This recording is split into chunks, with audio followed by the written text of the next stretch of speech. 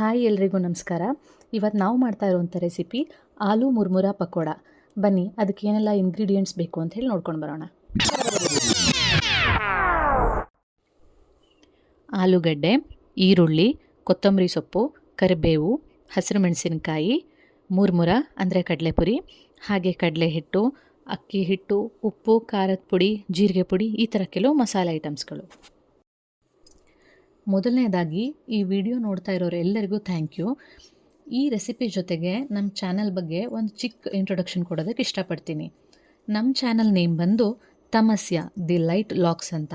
ಈ ಚಾನಲ್ನ ಯಾವುದೇ ಒಂದು ಪರ್ಟಿಕ್ಯುಲರ್ ಪರ್ಪಸ್ಗೋಸ್ಕರ ನಾವು ಶುರು ಮಾಡಲಿಲ್ಲ. ಈ ಚಾನಲ್ ಶುರು ಮಾಡಿದಾಗ ಕೂಡ ನಮಗೆ ಲಾಗ್ಸ್ ಬಗ್ಗೆ ಯಾವುದೇ ಐಡಿಯಾ ಇರಲಿಲ್ಲ. ಸೊ ಫಸ್ಟ್ ವೀಡಿಯೋನ ಇನ್ಸ್ಟಂಟ್ ರಾಗಿ ದೋಸೆ ಪ್ರಿಪ್ರೇಷನ್ ವೀಡಿಯೋನ ಅಪ್ಲೋಡ್ ಮಾಡಿಬಿಟ್ವಿ.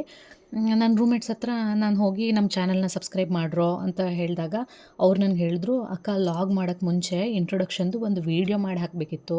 ನೀವು ಯಾರು, ನೀವು ಯಾಕೆ ವೀಡಿಯೋ ಮಾಡ್ತಾಯಿದ್ದೀರಾ, ಈ ಚಾನಲ್ ಪರ್ಪಸ್ ಏನು ಅಂತೆಲ್ಲ ಹೇಳಬೇಕು. ನೀವು ಏನೇ ವೀಡಿಯೋ ಮಾಡಿದ್ರೂ ಮುಕ್ತವಾಗಿ ಮಾತಾಡಬೇಕು, ಆಗಲೇ ಜನಗಳಿಗೆ ಹತ್ತಿರ ಆಗೋದು, ಮತ್ತು ಜನ ಇಷ್ಟಪಟ್ಟು ಲಾಗ್ಸ್ನ ನೋಡೋದು ಅಂತ ಹೇಳಿದರು.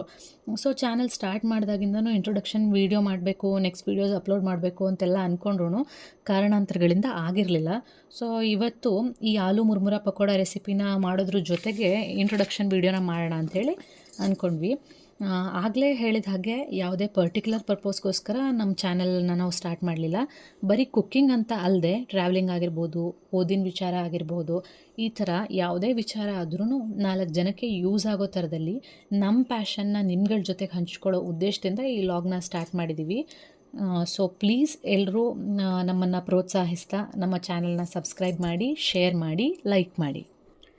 ಒಂದು ಬೌಲ್ನಲ್ಲಿ ಸಿಪ್ಪೆ ತೆಗೆದು ತುರಿದಿಟ್ಟಿರೋಂಥ ಆಲೂಗಡ್ಡೆ, ಸಣ್ಣಗೆ ಹೆಚ್ಚಿರೋ ಈರುಳ್ಳಿ, ಸಣ್ಣಗೆ ಹೆಚ್ಚಿರೋ ಹಸಿಮೆಣಸಿನಕಾಯಿ, ಕೊತ್ತಂಬರಿ ಸೊಪ್ಪು, ಕರಿಬೇವು, ಜೀರಿಗೆ ಪುಡಿ, ಆಗಲೇ ನೀರಲ್ಲಿ ನೆನೆಸಿ ಹಿಂಡಿಟ್ಕೊಂಡಿದ್ದಂತಹ ಮುರ್ಮುರ, 1 ಬೌಲ್ ಕಡಲೆ ಹಿಟ್ಟು, 2-3 ಚಮಚ ಅಕ್ಕಿ ಹಿಟ್ಟು, 1 ಚಮಚ ಖಾರದ ಪುಡಿ, 1/4 ಚಮಚ ಮೆಣಸಿನ ಪುಡಿ, 1/4 ಚಮಚ ಗರಂ ಮಸಾಲ, 1 ಚಿಟಿಕೆ ಅರಿಶಿನ, ರುಚಿಗೆ ತಕ್ಕಷ್ಟು ಉಪ್ಪು.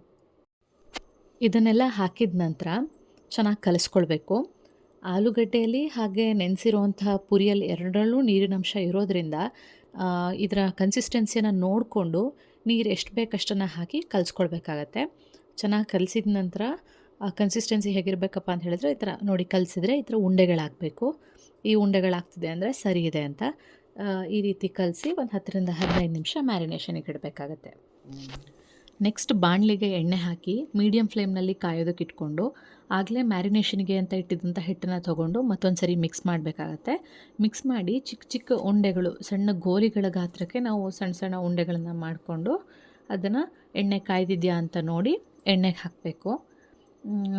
ಅದು ಯಾವ ರೀತಿ ಬೇಯಬೇಕಪ್ಪ ಅಂತ ಹೇಳಿದ್ರೆ, ಈಗ ನಾರ್ಮಲ್ ಬಜ್ಜಿ ಎಲ್ಲ ಬೆಂದಾಗ ಗೋಲ್ಡನ್ ಬ್ರೌನ್ ಕಲರ್ ಏನು ಬರುತ್ತೆ ಅಷ್ಟಕ್ಕೆ ನಾವು ತೆಗಿಯೋಕ್ಕೆ ಹೋಗಬಾರ್ದು.